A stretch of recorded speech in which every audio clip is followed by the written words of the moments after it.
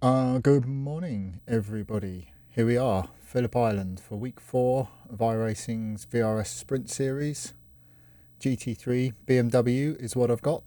Yeah, fair enough. Haven't driven a single lap round here, so we're going to go on the journey together.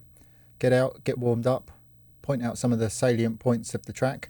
For anybody not aware, this is one of the most hallowed pieces of motorcycle tarmac on the planet, and as such has no big stops into cutback hairpins like normal car tracks do. The curbs are flat and it requires plotting a sinuous flowing line round the racetrack. There are certain points of the racetrack where you have to give up some corners to gain a bit in the next corner or the preceding corner. So I'm just going to head out, do a couple of laps, and then we'll take a look around the track at some of the key points and take it from there.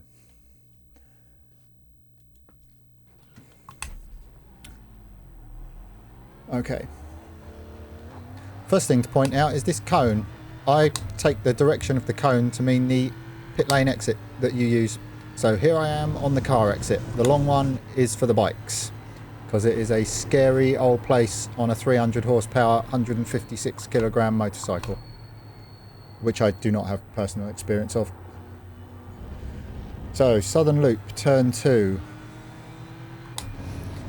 Out of the Southern Loop, the bash straight to our right, through Stoners, turn 4, out braking ourselves into the first of the slow corners, the Honda hairpin, heading up to the cambered left-hander that is Siberia.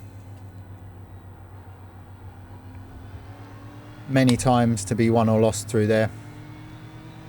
Then this nice flowing run past the hay shed, which now doesn't exist, on the left hand side, and into Lukey Heights. I believe the guy's name was Paul Lukey that first laid the ribbon of tarmac at the track, and big old steep old downhill into the second slow corner, which is the MG hairpin. Then a tricky little penultimate turn, easy to run wide, and the line of least resistance through the final corner. And that's it. That's the lap. This is the Gardner Straight, named after Wayne Gardner. If you don't know these people, you should really look them up. Heading down towards Doohan's Turn, one of the scariest corners in Australia on a motorcycle. And back to the Southern Loop. There you go. Short little track. Seemingly pretty simple, but consequently finding time and finding the extra time around here is going to be tricky.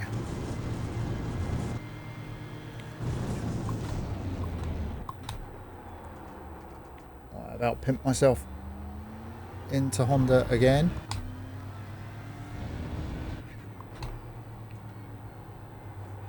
As I say, I'm just going to log a couple of laps so that I can go around on the replay and have a look at the areas where I think you need to flow and the areas where I think you need to give up a bit.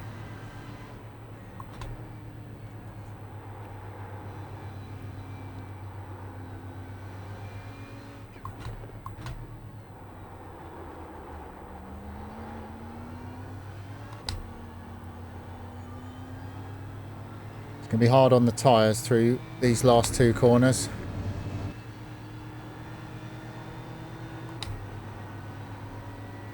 The pit lane dives off to your left between those final two turns. Right, anyway. So, there's a lap. That's your best lap in this session. Oh, thanks, Jim. Let's go take a quick squeeze around this racetrack. Okay. And give me a camera that I can work with. That'll do.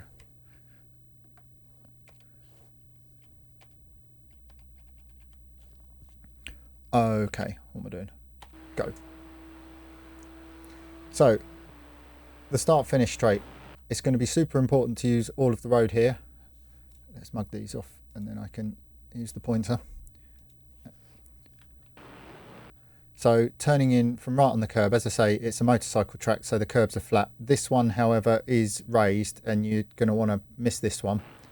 But nice flowing line through here. Now, it's going to be important not to be right on the limit coming out of here. You want to carry as much speed through turn one because it's super fast. And it's not going to be possible to get the car all the way back to this white line, and if you can get the car back to this white line, you need to take more speed through turn one because the southern loop is so long. It's just such a long corner. I wonder if I can zoom out and up so that we can see it a bit better.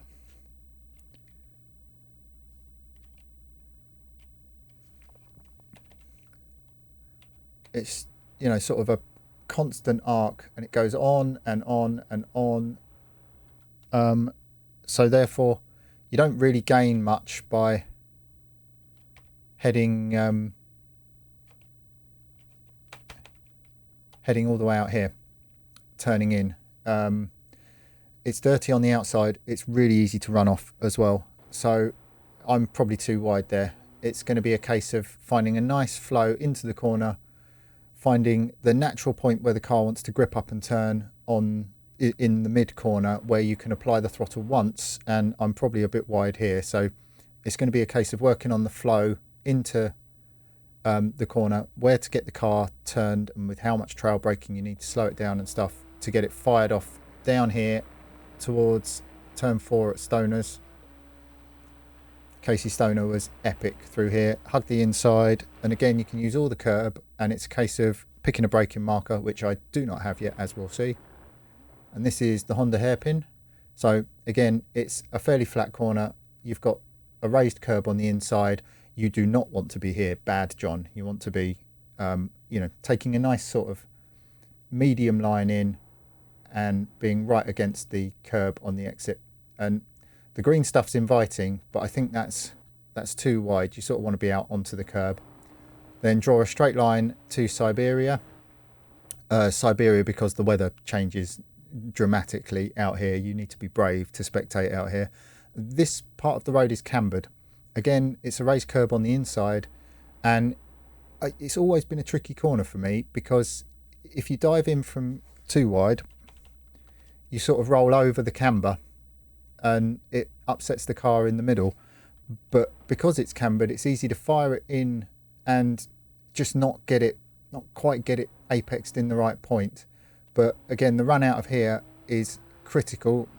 Use all the track, but not quite that much. Line of least resistance through the Hayshed turn here. And then we're setting up for Lukey Heights. And this is another point of the racetrack where I don't see any value in being right against this white line turning in. And it's because it's another extremely long corner. Again, raised curb on the inside. And it's extremely uphill, and it flattens off about here. So again, it's, you know, it's going to be a case of flowing the race car through here. I don't think you'll be able to get the car all the way back to the left. And again, you know, it sort of defies conventional wisdom in some respects, this track, because this corner here at MG is so tight and slow, and it falls downhill on the way in, and then the road sort of comes and catches you on the way out. This curb is flat.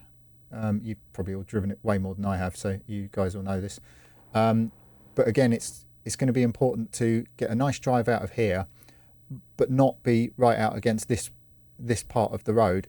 Again, all the greens out here, but this corner is so tight and tricky and tough on the tyres that if you choose to open this turn up, you're going to pay more for it coming through this penultimate corner, which I do not believe has a name. Again, you want to be as close to the white line as possible. The apex is a bit further around the corner than you imagine it might be. This curb on the outside's flat, so use it. That's the pit lane entrance.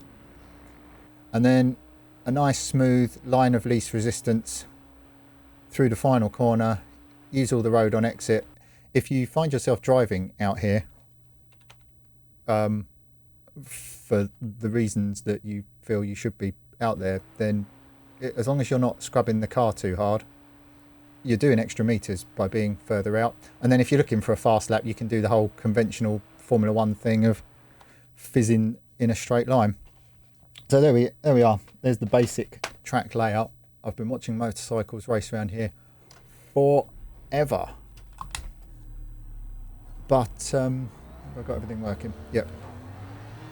But I don't believe I've driven a GT3 car around here since the BMW Z4, and that was retired some time ago. So let's go and try and see what the lap time is. See if we can pick a line. Ooh, hello. And look at some data. Cry into our morning coffee. How slow we are.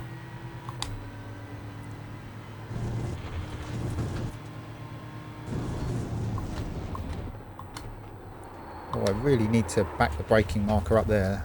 That's not the way to do it.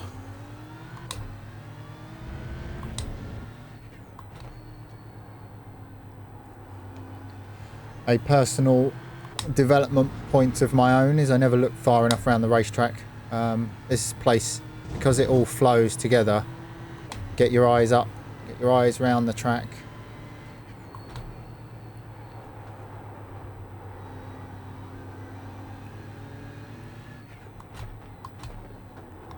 Oh, look, reading and trying to turn.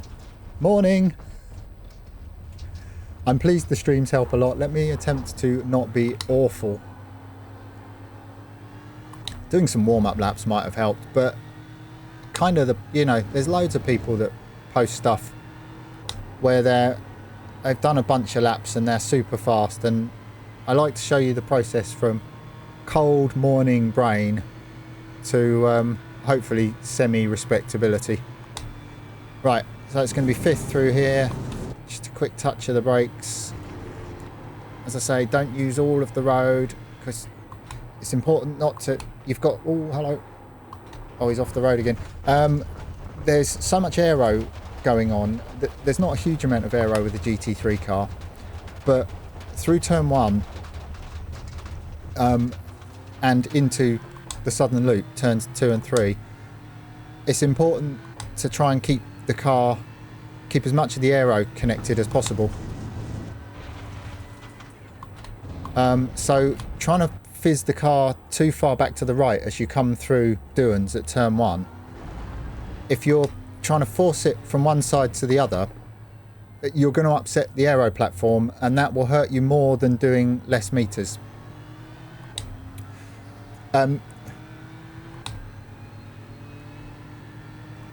Yeah, I know what you mean about having never driven here. I'm looking like I've never driven here. And good morning, Liam. So anyway, a bit less waffle, a bit more trying to find a flow. And for me, this track is all about flow. It's a flowing racetrack on a motorcycle. It's no different in a big GT car. It's quite a narrow racetrack, so being precise is important. So here we go, not putting any extra load into the car through there. Okay. Not going to say this one's the charm, but let's see how we go on. Am I John O this morning because that's the Aussie way? I like it. Right, so let's give the track a bit of respect through here and work up to it rather than ending up in the weeds everywhere.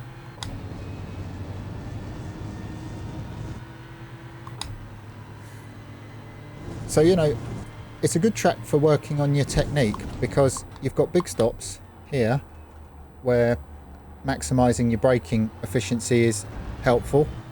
And then you've got these flowing parts of the racetrack where not over slowing the car and trying to get it to come back to the apex where you want it without upsetting the aero platform too much, and maximising your turn in, your mid corner and your exit grip is going to be handy.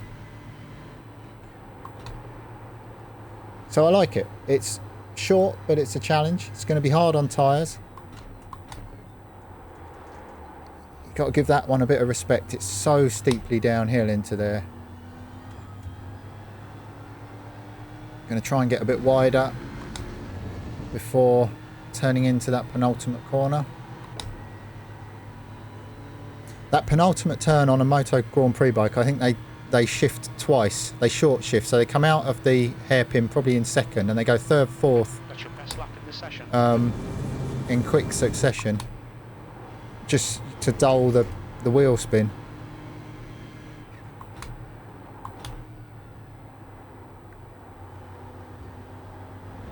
That felt a bit better, and the time suggests so. Yes, it is a tricky racetrack. I also enjoy it. Let's...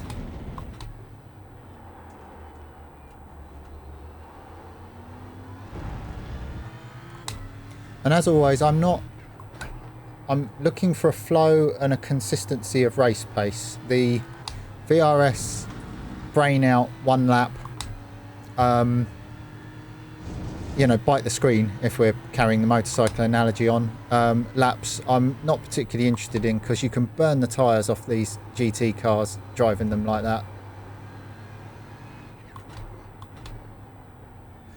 Overtaking is tricky. Yeah, I can show you the conventional points where it might be possible, although I think trying to pressurise drivers by staying close to them, moving around in their mirrors, be a pest, take the Craig Lowndes approach, move around in people's mirrors, set up for dives. But like, if you can get a run off the penultimate turn, off the final corner, you won't pass down into here because it's not a braking zone, but you can fire it up the inside here. It's a bit of a block pass, but if someone goes wide, if you put your car up the inside, there's only one place that they're going, and that's into the weeds on the outside. Likewise, if you can get them offline through there, down into Honda here, again, it's a bit of a dive and a block pass, but once you're up the inside, you can escort them to the edge of the track. I think realistically, beyond that, and assuming that the person ahead of you doesn't make some horrendous clanger and lock up or something, the bikes can pass over the top of Lukey Heights here down into MG, but I don't think it's enough of a braking zone. You sort of take this line. I don't think it's enough of a braking zone in a GT3 car. That's real last lap, you know, who dares wins stuff. So yeah, it's the opening part of the lap. So if you fiddle with your own setups, realistically you can hold people off for the second half of the lap. If you can get through the final corner, if you can live with the car being a bit looser maybe, and have a little less wing, so you can get down here and fire it up the inside, that's a possibility. And then again, if you're a bit quicker in a straight line off the turn, if you can then hold them off, because you can defend down here, you can come off this turn, run slightly wide through stoners, and just put yourself on this part of the racetrack.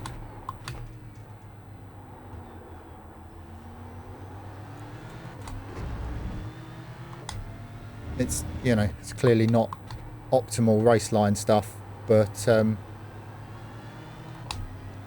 I think because there aren't lots of long straights into big stops, it's going to be an easy enough place to practice, certainly to practice defending, although none of us like being under pressure.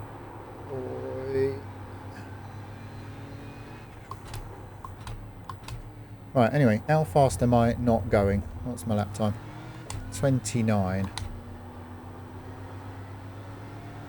What have I got to do? 26?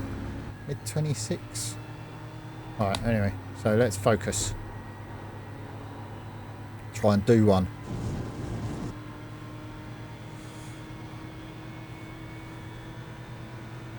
You're now 0.8 off your best. Good to know, Jim.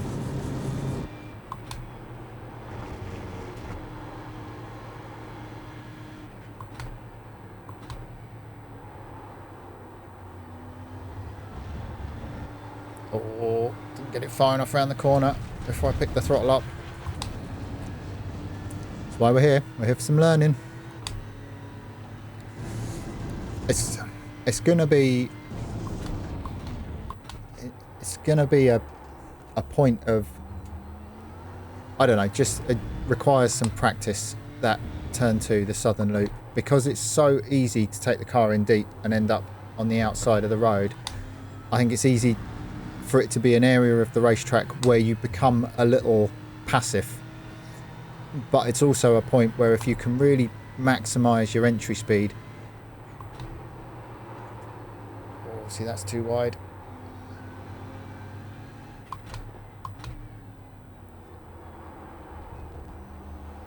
You think I'll enjoy the Porsche? Fair enough. I've downloaded the setup for the Porsche and for the Fez. They're all doing similar times, aren't they? It's, what's it, 26 mid for the VRS guys. Right, okay. Don't really feel I've put a lap together, and you know, for anybody that's not watched before, it's important to have a process. There's no great value in looking at the data until you've got some sort of line around the racetrack, and you won't get a line if you keep firing the car off. So my process is to head out and just build up my knowledge and my braking markers.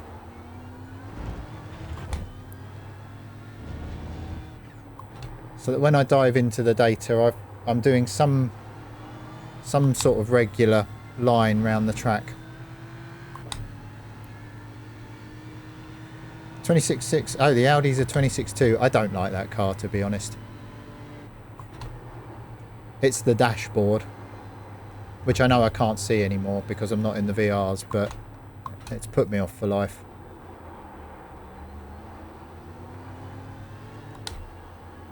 Yeah, see, possibly sacrificing a bit there for a fast lap is going to help. Maybe that's a fraction wide. Anyway, I'll do one more lap. If not, I'll have a look at whatever my best effort is, grab some data, and we will see where we're deficient, why we're deficient, and how we become less deficient.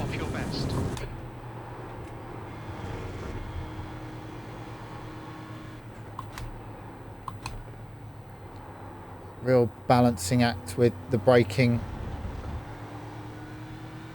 because you've got wheel in the car coming into the southern loop, so it's going to be easy to lose the rear end. If that keeps happening, just wind the brake bias a bit further forwards, I would suggest.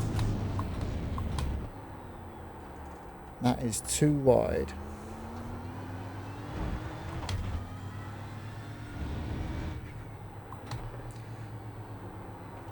I think there's lots of points on this racetrack where slightly, I was going to say slightly lighter braking is going to help, but that did not get me around the turn. Right, I'm not going any quicker, so I'll finish this lap and move to the data, because if you're just going round and round in circles and you don't know what you're trying to achieve, then you're wasting your time, and subsequently I'm wasting your time, and no one wants that. Let's practice pitting, because it's a tricky...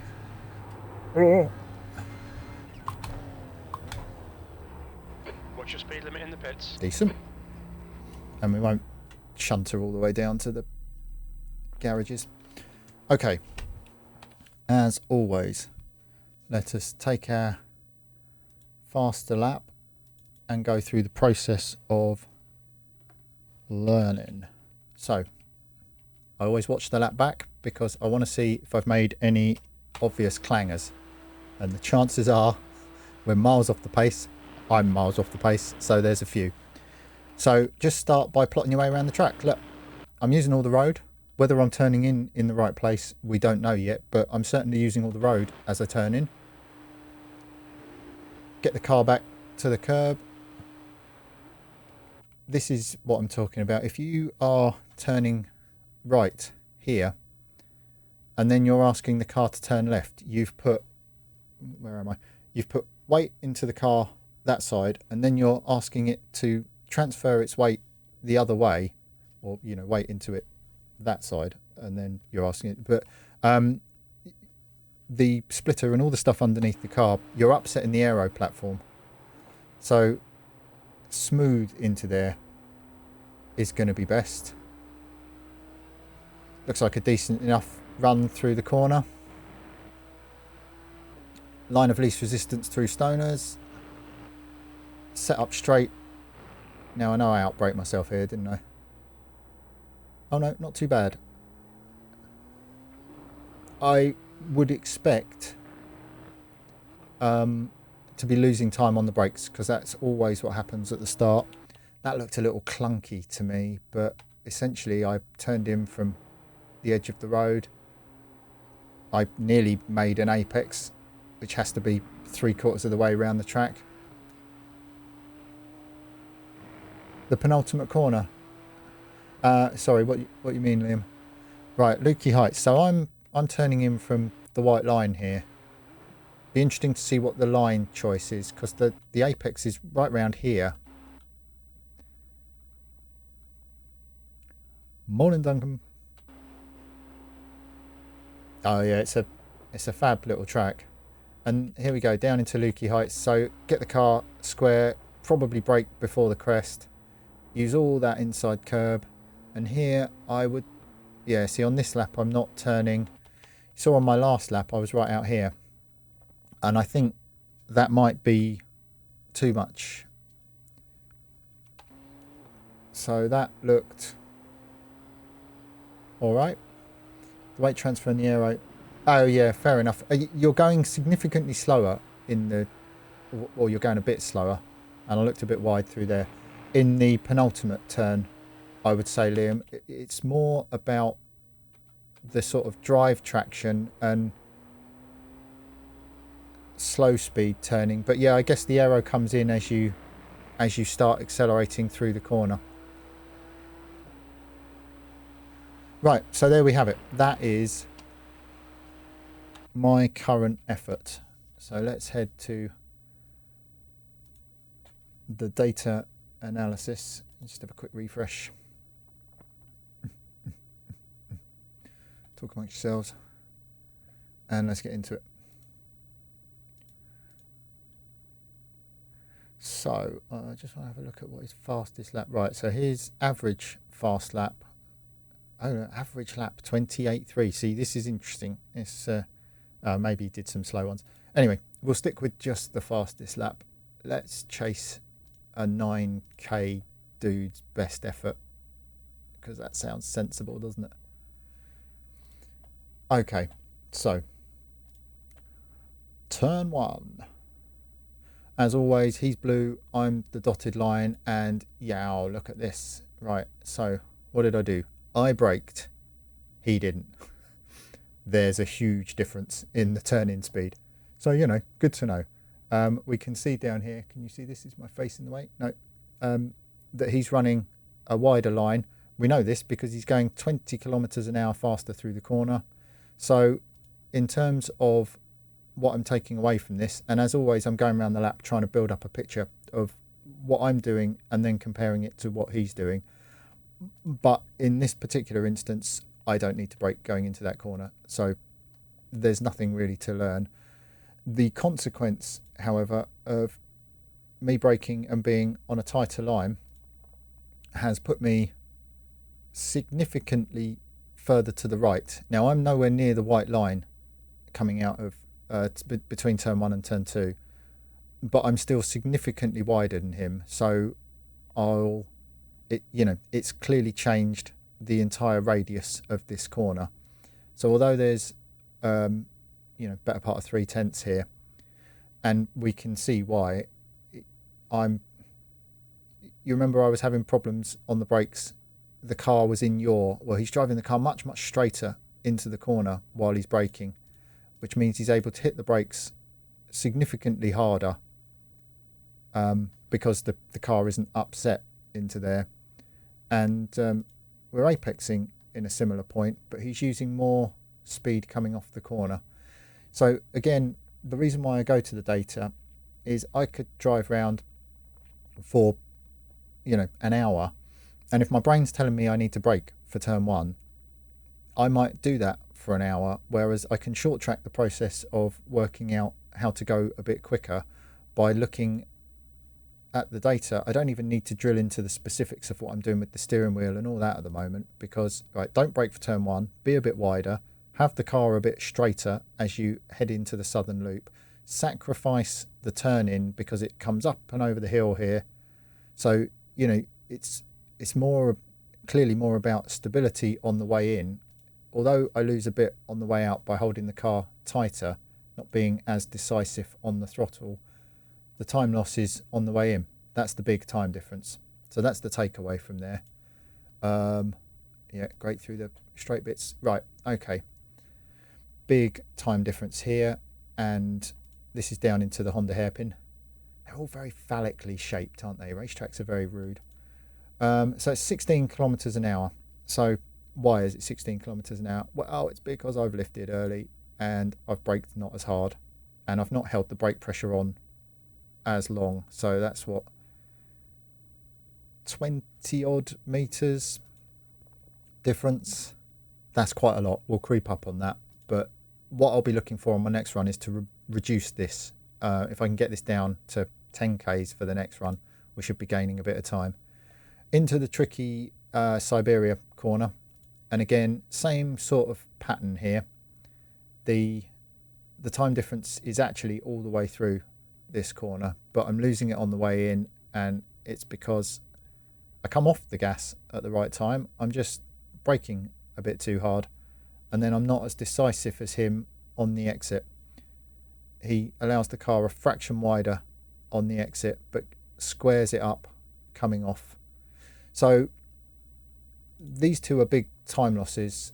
I will worry when I go back out. Turn 1 should take care of itself. Turn 1 and 2 by not braking. I'm going to concentrate on harder braking into here. I'm not going to worry about Siberia for the moment, because this, I know from all the laps I've done around here, is a corner that I have to work up to. It's a corner I don't find easy. Okay, over Lukey Heights and down into MG. Again, losing time on the entry points. You see where the graph drops. We know this by now. Look, 15 k's over the hill down into the braking zone, 20 k's turning in. So there's more. And look, as I sort of surmised, I'm wide and it's not really helping. So I need to be a bit more decisive, is what this data tells me. I'm slowing the car down early, and that's getting me to this point of the road, and my brain, the reason I've gone back on the throttle is my brain is telling me that I need to apply the throttle. This is going to upset the line over the top of the hill, and it all stems from being a wuss on the brakes, or, you know, over slowing the car too early in the corner. It means it wants to rotate too early in the corner. So that's a bit of a mess for now, but should be an easy gain. Let's have a look through. See, look, here we go. I was a lot less wide than some of my other laps, and I'm still more wide than him coming off the Lukey hairpin and turning into the penultimate turn. We're not doing a lot differently here. It's making a big old difference, this 10 k's an hour. And this is what I said right at the beginning about plotting the line around this place. Conventional wisdom on racetracks sort of tells you that you have to flow from white line to white line to apex to white line, and that is the most efficient line through the course. We can see already that that's not true several places around this lap. Understanding where you need to sacrifice a bit of line and not would take hours without this data analysis. So there we go. The time difference is 2.1 seconds. I can't work on it all. I'm going to take away from this that I'm braking into turn 1, so I'm going to stop that. I'm going to flow through turn 1 better and try and get the car straighter and stopped into turn 2. And then the only other thing I'm going to worry about for the time being, unless I start all of this clicking, is trying to brake a bit later and get the car stopped into Honda hairpin. So there you go. Let's see if we can take some precious time.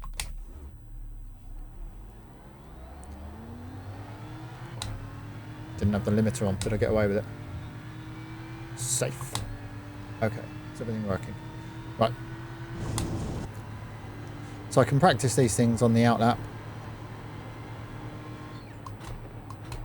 See, already you can see the car's so much more stable because I'm straight when I hit the brakes. And then I just need to start working on the point at which I can apply the throttle and not scrub the tyres too hard. Look up the road.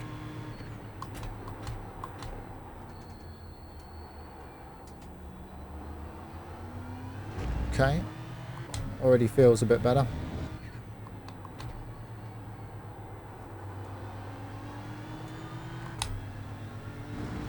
So yeah, the data just gives me some sort of direction.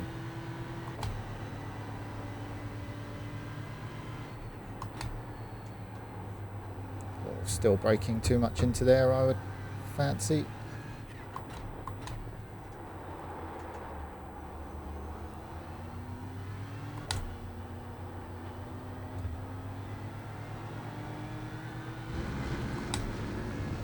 Okay. Well, even on the outlap, it feels... Oh, focus through there. It feels a bit better. So let's see if we can actually do a better thing. We're in the green already.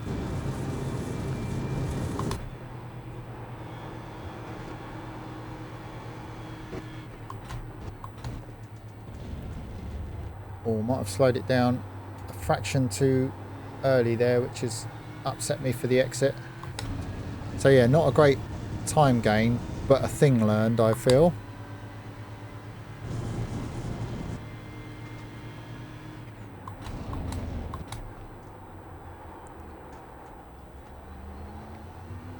Maybe need to start turning the car at the corner a bit earlier than that.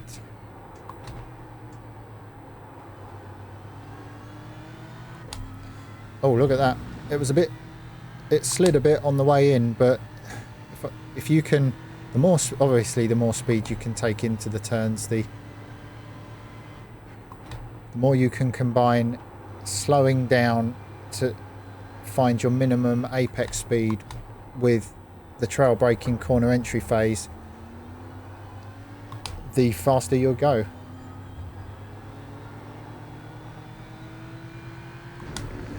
Well, look, I've not done a particularly amazeballs lap and I'm 6/10 up.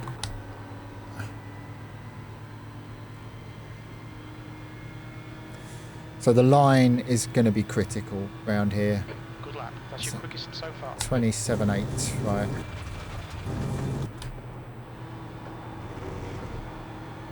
Oh, that's too wide. So for here, I'm just going to try blending out of the pedal softer. I'm not going to worry too much about moving the braking marker until I find the exit. Once I've found the racing line, it's then more important to get the exit of the turn right before I start moving the braking marker, because overshooting is going to mess you right up. Nice exit. And get it hooked up in the bowl in Siberia. Let the car run through here. Small brakes.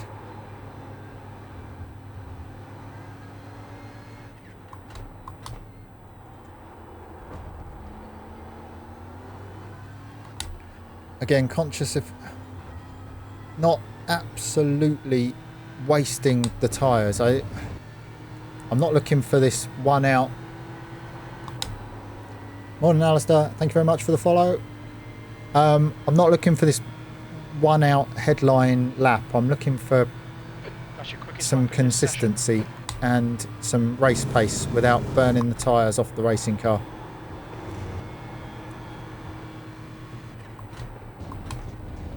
See, straight away up the inside there is not what you'd automatically assume is the best line, but the car is so much more settled.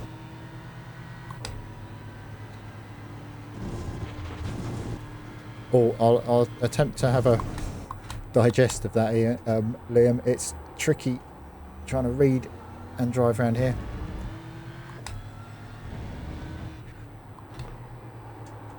Look further around the corner because the apex is so far around that turn.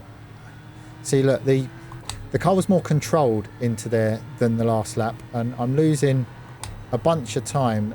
I had the rear end on the, you know, the tail was wagging the dog, to coin a phrase, on the previous lap, but it was faster.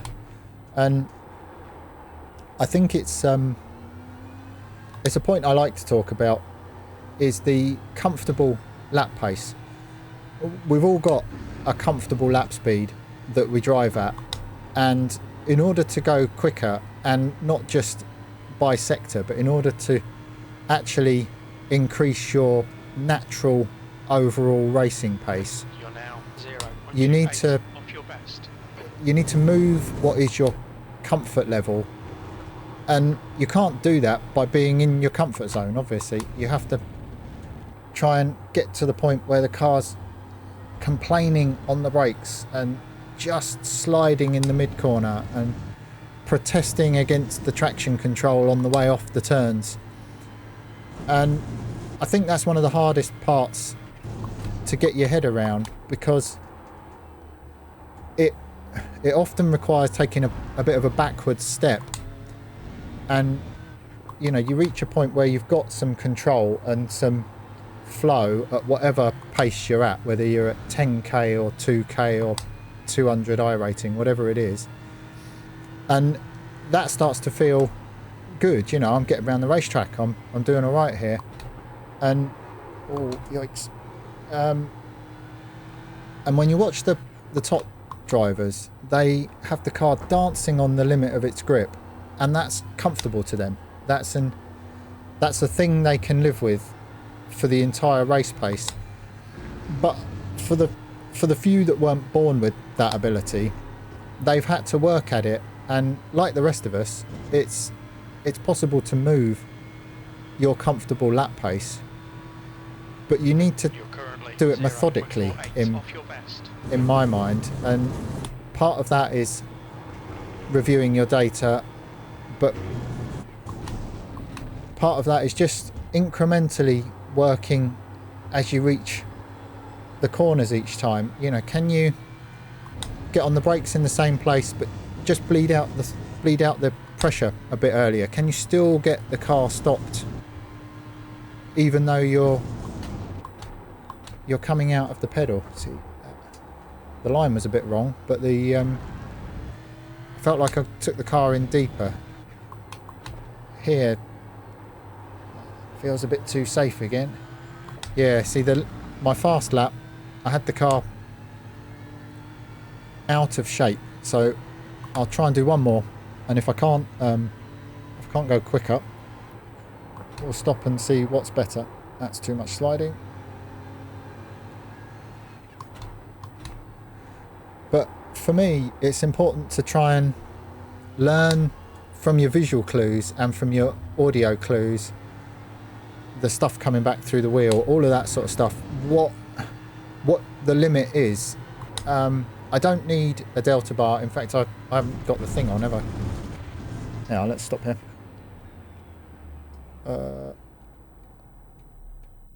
Session best lap. You shouldn't need the aids on, the delta bar and all that stuff to tell you if you're doing well or not. You should be able to feel it. Oh, resisting the urge to break into. Can you feel it? No one needs that. Right. Okay.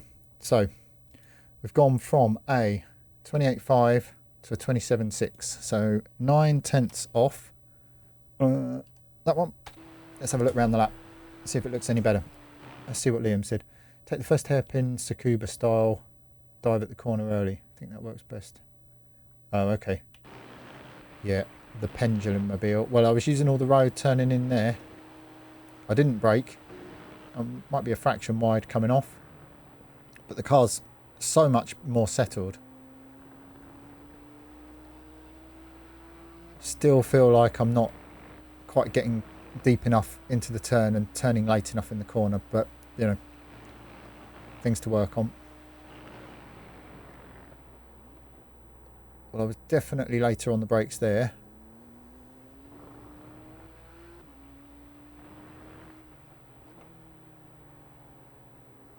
You can just see the car. You just watch the left hand side as it goes into the turn. You just see it sort of yaw, and then it was much more on the limit into there. So I will pay particular attention to what I was doing with the controls into there, because that was a good corner. And I think it sort of goes along with not doing too many laps all at once. If you've done a really good sector like Siberia, if you then do another 30 laps, you're never going to remember what one that was.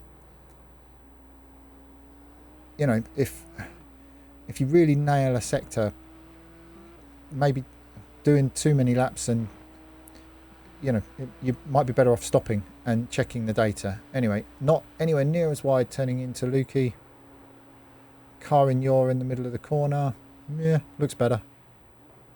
Straight braking down the hill, using all the road, not trying to get the car back too far. Feels a little slow through there still, doesn't it? Shame. And then I turned in a fraction early, I would say there. Yeah, scrub. So, you know, whilst you don't want to drive extra meters, I turned in early and I had too much wheel in the car coming over the crest there. So I feel there's a bit of time to be had there. So anyway, that takes us to the 27.6.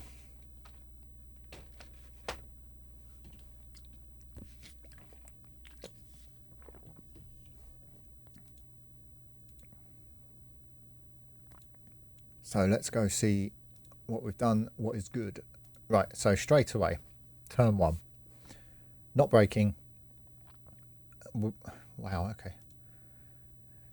This is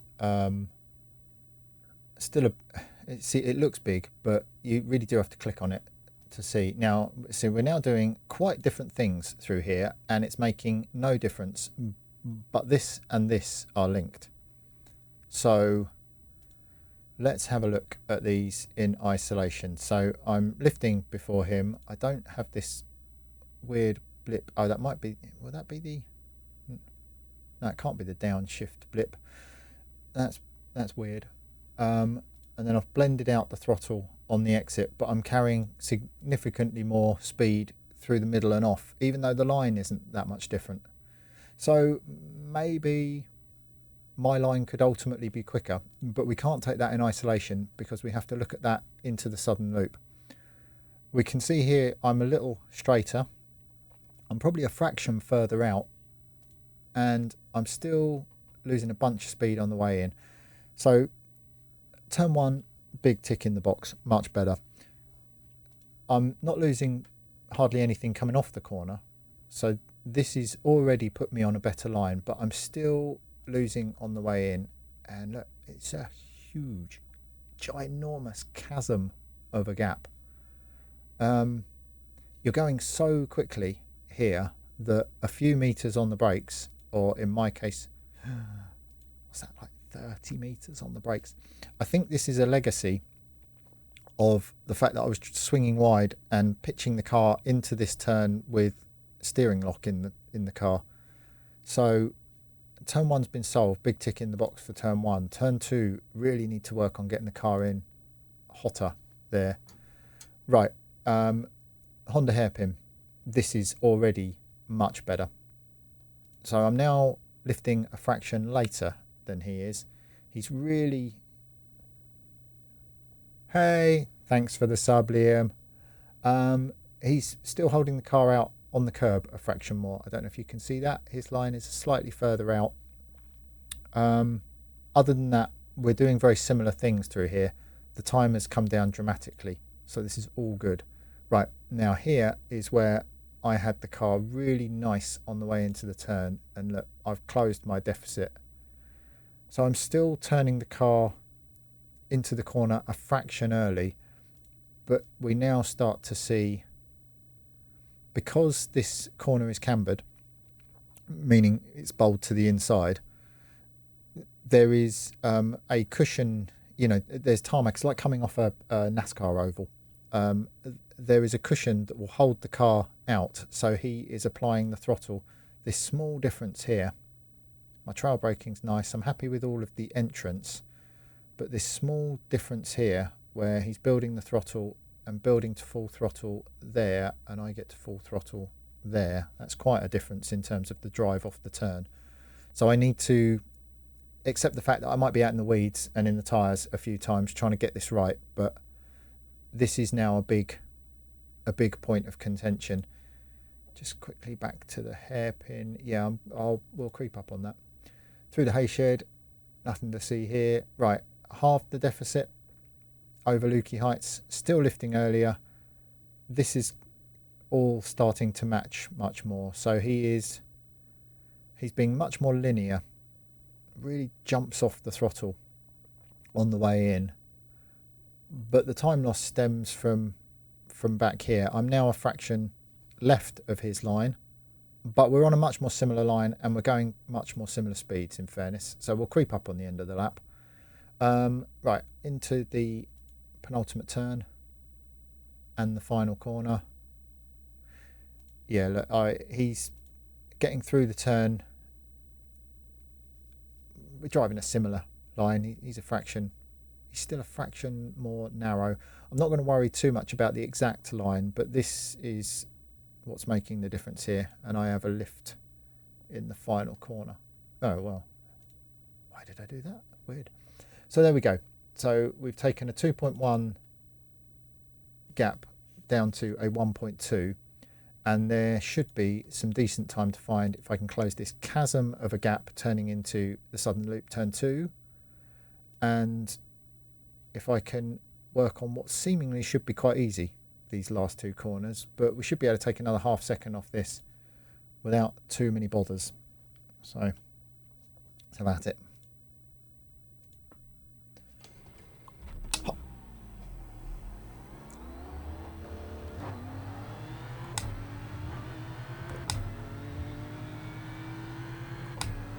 Oh, and of course, Siberia. I'm going to try and run that NASCAR banking line.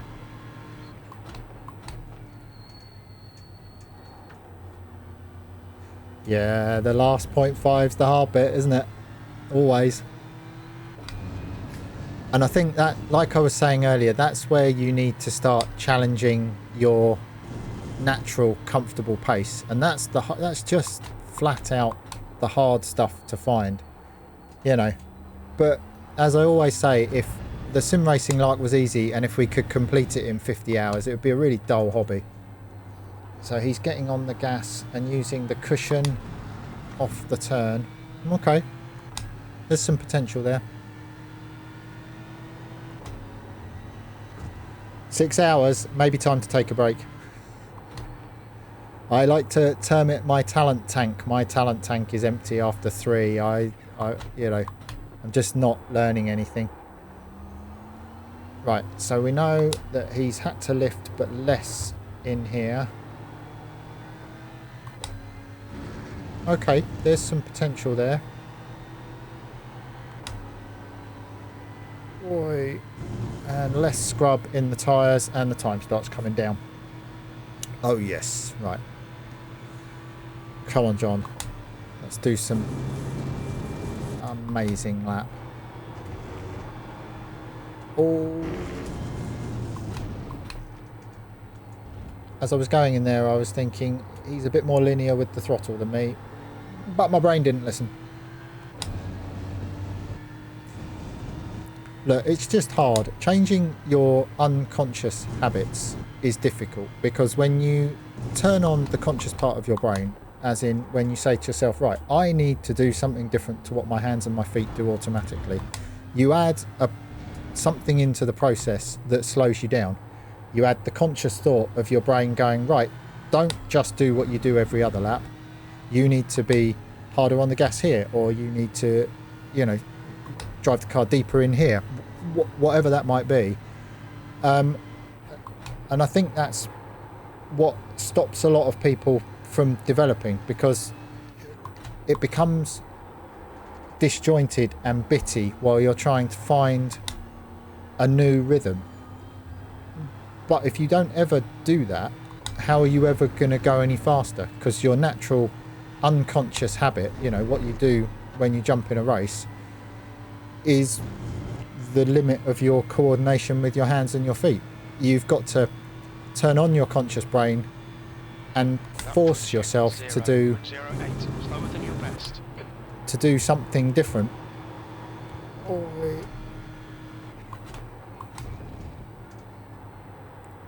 Right, there we go. See, I'm now having to trail brake much more to the middle of the corner there because I'm starting to brake later. So against my natural instinct, but it's, you know, it's effort.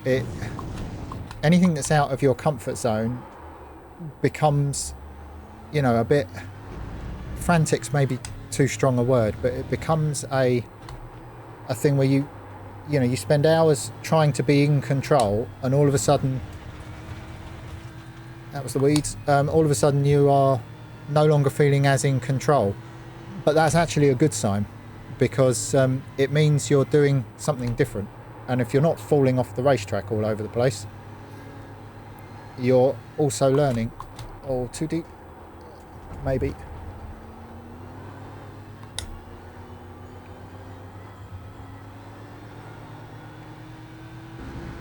Well, that was okay. Look up the road, line of least resistance. Don't do any more meters than you need to. And we've made another chunk of improvement here. Look at this. 27.3. That's your fastest lap. Thanks, Jim. Right. More linear. Drive it into the corner a bit harder. Oh, yeah, see, I can now already feel I'm still being a bit of a wuss into there. So whereas before it was confounding me, thank you,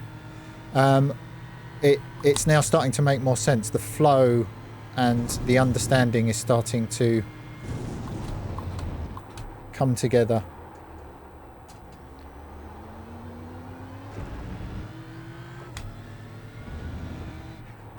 Oh, that's too deep, surely. Yes.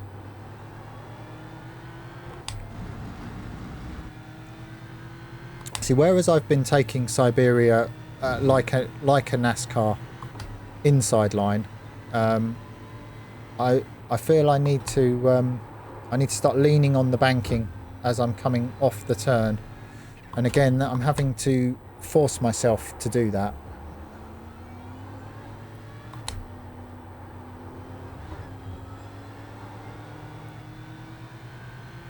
Definitely doing better out of that penultimate turn. Try and be soft with your hands through the final corner. So I've done a 27.364, and I've got an optimal of a 27.344. Slower than your best. It's still not super fast at the moment, but it's not too shabby. Car protesting under brakes. Might have accepted the throttle. I'm still don't feel I'm driving it in deep enough, which is why I can't commit to the throttle where I want to. It can be counterintuitive, because if you can't get on the gas where you want to, you think I must have gone in the corner too deep. But I think sometimes it's because you've slowed the car and got it to its turning point too early in the corner.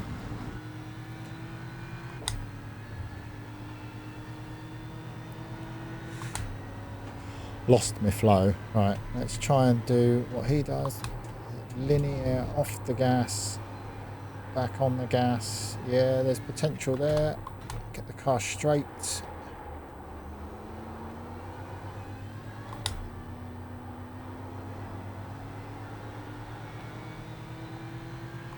See, the line I'm now taking through the penultimate corner, I feel much more that I'm evenly loading the car. I don't feel like I'm scrubbing the front trying to get the car through the corner. It's the rear that's helping the car turn. Now 0.6 off your best.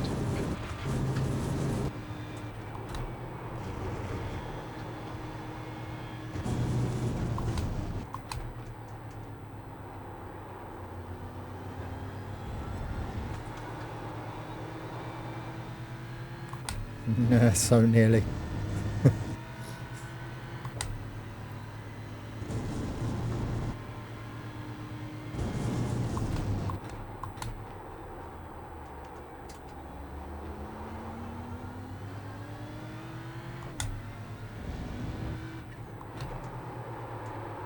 Too much sliding. Shame. Therein lies the dilemma of the balance, huh? You got to push the limit to find the limit.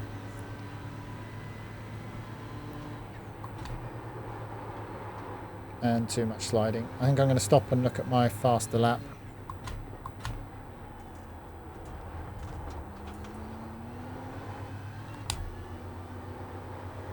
See, now the car is, yeah, definitely moving on throttle rather than me scrubbing the front tyres through there. What's your speed? Yeah, maybe a bit quick coming in, Jim. Right, let's have a look at this.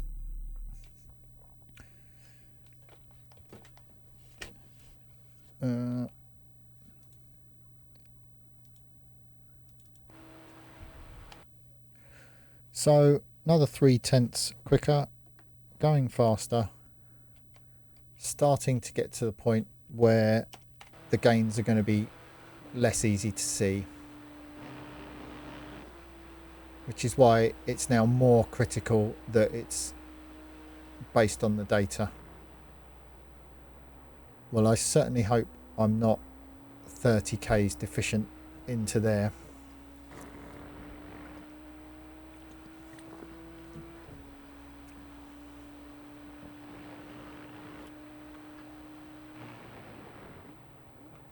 This already feels much better. I think what you've got here is a tendency.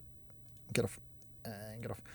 There's a tendency here, if you're braking, you know, you come around the corner, and if you know, maybe what I'm trying to say, get your words out, John, is if you can actually follow this line, when you get to here, when you get to this 100 marker, the curb pulls away from the right line. And I think that's what at the moment I'm setting up too much looking at this, whereas I should be trying to get the car out here so that I'm braking, you know, back onto the racetrack, if you like. If you sort of follow this line, it will take you much more, whereas if you follow this line, you're turning away from the corner. So we're now getting into the small things that made a difference. The trail braking was nice in there. You could see the way the car just kicks into yaw just there, just to help the car turn. Maybe a fraction too much sliding in the mid corner.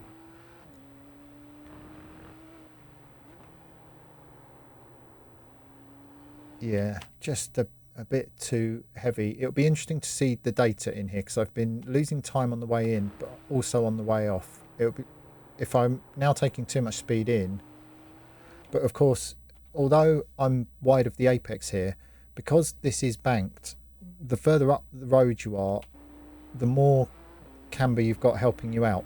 So I ran a little wide. I don't think I got it quite right, but we'll see.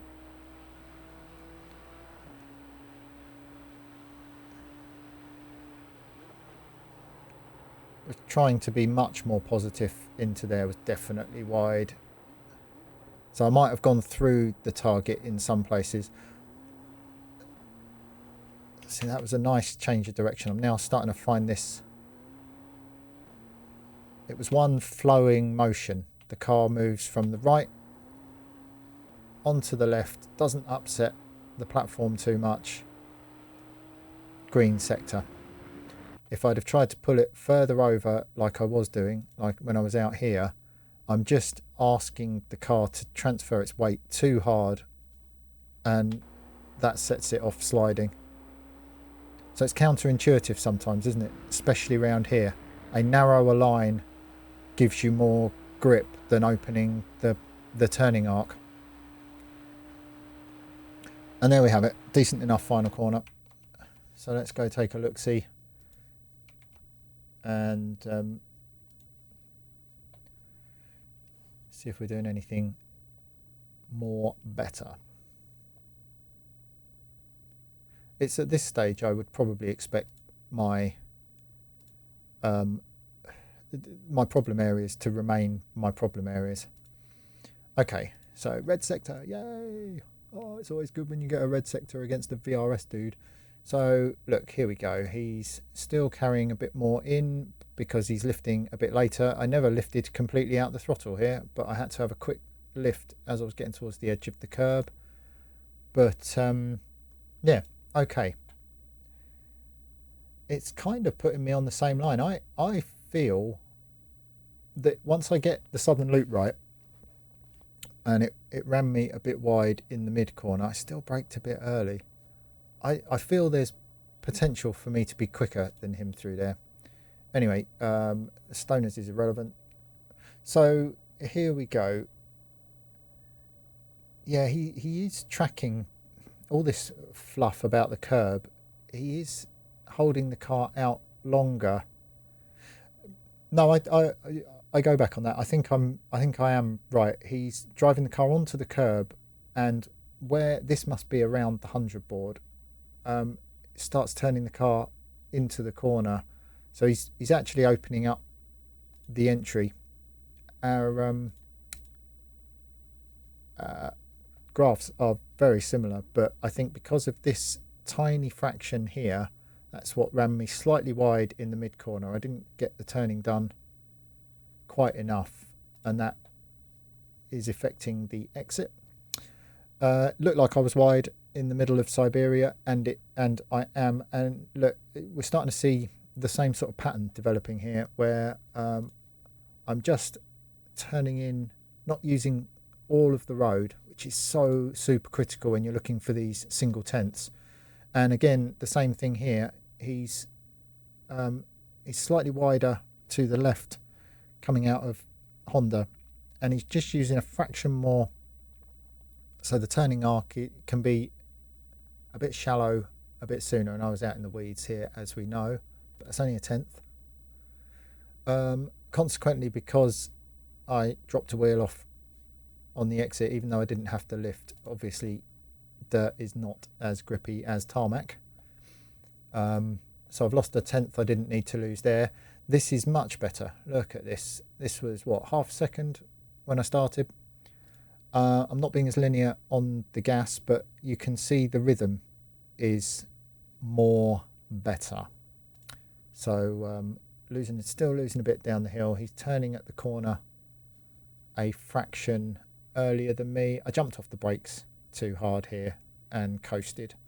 You can see he's trail braked, and we're now looking for these tiny differences are what are going to start making the tenths difference. And you know, I'm a second off his speed. If I can gain a tenth in all of these corners, I'll be going quicker than him. Simple. Right, I'm still lifting more than him, but look, you can see the line is starting to come much more similar, and that's still quite a big time difference. It really makes a difference all the way through the corner. So I would hope there's a couple of tenths I can find there. So I think if I can get it right, I've got the potential to be within half a second of him. And it's now all hinging on the southern loop, and then these few tiny differences of just trying to use a bit more road. So my takeaway from this is going to be braking for the southern loop, which may involve sacrificing a bit more speed coming into Doohan's turn 1. But other than that, I'm going to attempt to exploit a little more of the racetrack, which is tricky. And then if I can't do that, oh hello, I did it again.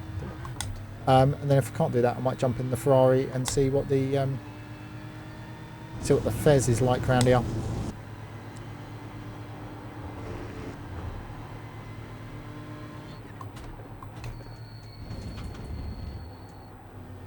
Yeah, need to work on that, except the fact I might be off a couple of times trying to take the braking marker deeper into that corner. Right, so down here, even though it's the outlap, let's try and get the car through the corner and onto the curb. So we can turn in. That fraction of a metre is going to make a lot of difference. Same there. Oh, that's maybe a bit too much dirt. But once you see, look, even on the outlap, I'm gaining time. Once you find the right flow, it's then a case of trying to lock that in. As I'm sure most of you know, I call them puzzle pieces. Trying to put the pieces of the puzzle together, and that's line, and that's your rhythm around the track, where you're looking, you know, your braking markers, all of that stuff come together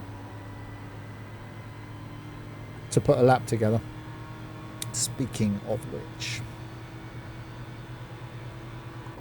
positive mental attitude. Let's try and... I lifted completely there to give myself a bit more room. It's so steeply uphill. I am still paying it a bit too much respect on the way in. So that's what I mean about the conscious brain and just reverting back to what you always do. It's tricky, right?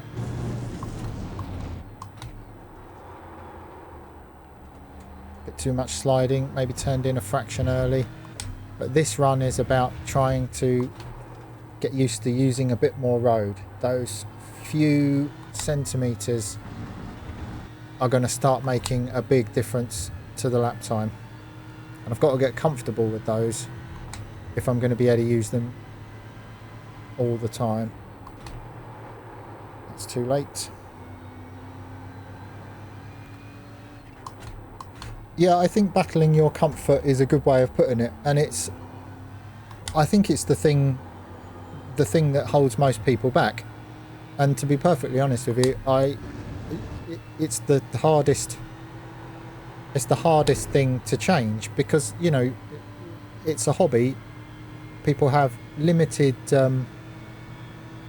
free time to think that you have to go and work on it, and you have to get it wrong and not just jump on and drive at, you know, whatever your normal sort of comfort pace is.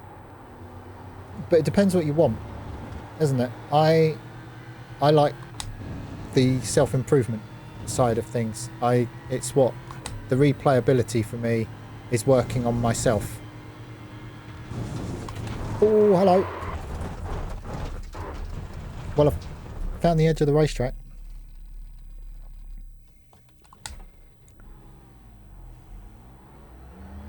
I don't know what turn 9 is. Is that the sweeping left-hander?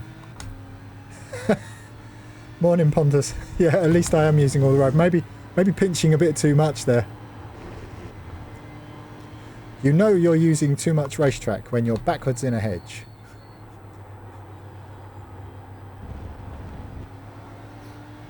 But, you know, it does illustrate the point. Yeah, Lukey Heights. On the Discord, somebody posted details of what happens if you use, I think it's 1 foot less racetrack as you turn in. It makes a huge difference to the speed that you can take through the corner. Maximising the line is absolutely critical. But you're walking a tightrope, aren't you? A knife edge between being right against the white line in the places you need to be right against the white line, and this track is particularly tricky, and being fired into a hedge. And I think it's one of the things that people drive with too much margin because it's safe. You know, they might find themselves trying to use a bit more road because that's what people like me tell you need to do. And you do it and you crash. Morning. You do it, you crash, and you think, do you know what? I'm just going to go race.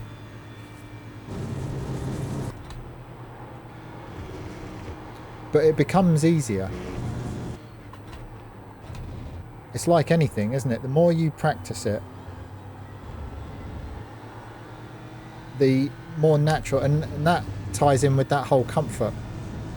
You know, trying to up your comfort level. And it can only be done fractions at a time. There's a load of marks on the road there where some idiot appears to have ploughed into a hedge.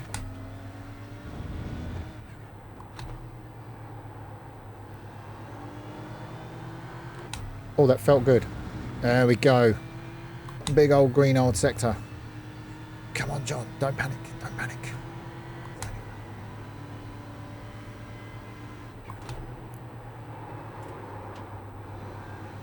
Too much sliding. Oh, I've given it all away. Yeah, look. I was 3/10 up.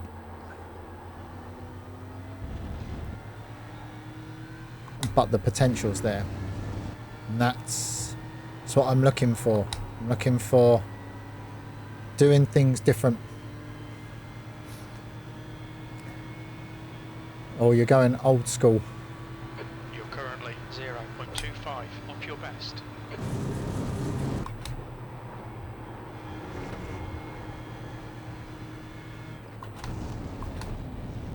Too cautious, too cautious.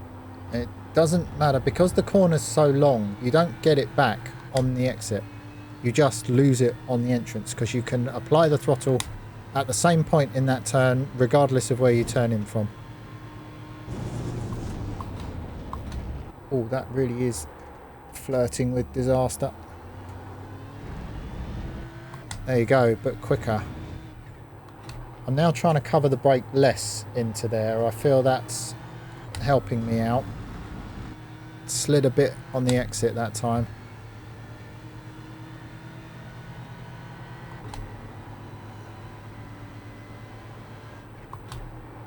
Right, I'm starting to use the house, the marshal's box, whatever it is that's right in front of me as I start turning into Lukey Heights as my guide. Oh yeah, that gripped nice. Get it to grip through there. It's free time all the way down here.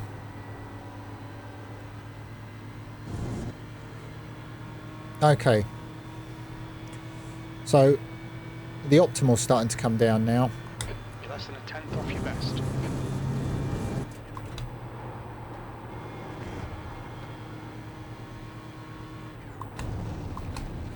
There is very few references turning into the southern loop to help you. That was nice, surely. Car's gripped up on the exit.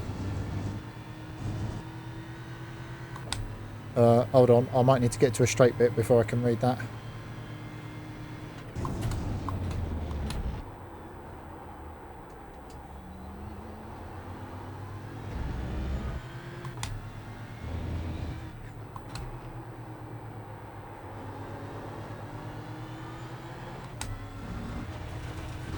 Starting to work the car a bit harder now, so my understanding is starting to happen. Do I use... Oh, hold on.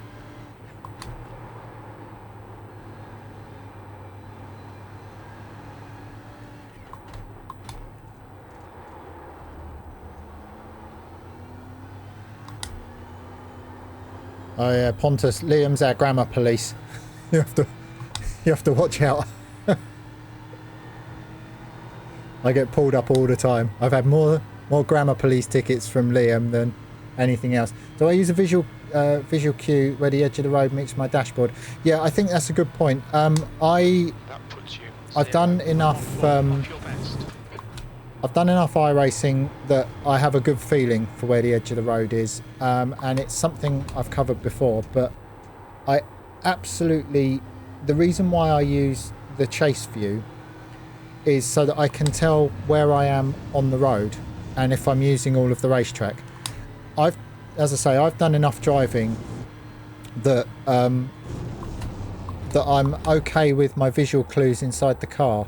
If it's something you're struggling with, as I go around the lap, you know, when I look at the replays, you can just cycle the camera. So where you get to a point where you're using all the road, pause it there, jump inside the car, look where the white line intersects the dashboard and all of that sort of thing. And it's one of those things that you don't really want to be looking that close to the nose of the race car.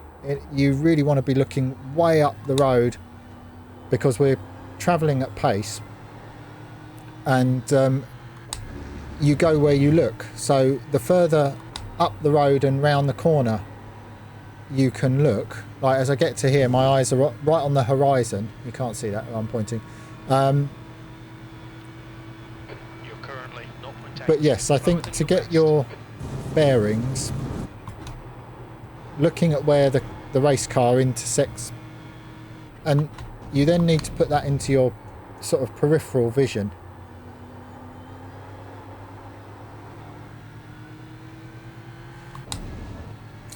Right, okay. Getting the optimal down towards a 27 flat, but not actually putting the time together. It might be, how long have I been at this? An hour and a half. I think it might be time to jump cars. But yeah, let's just go into that. So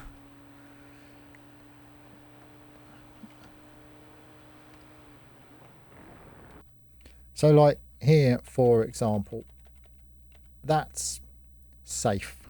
That's a safe margin. There's more time to be had. Sorry, my little screen doodad is in the way of the controls, so I have to cycle through them, and I always go the wrong way. So look, here we go. From in the car, it looks like I'm in the weeds, but as we know from here, I've got another foot to play with. You might not want to use all that at that particular corner, but it's just an idea. So you can see where the car intersects the racetrack. This is definitely something that needs to become automatic, and it does require you pushing the boundaries and ending up crashing and stuff. But once you find this, it needs to become an instinctive feeling thing, because you can't be looking here. I need to be looking here while I'm braking, and then I need to be looking round the corner. You have to get your eyes up the road and plot your way around the racetrack more. And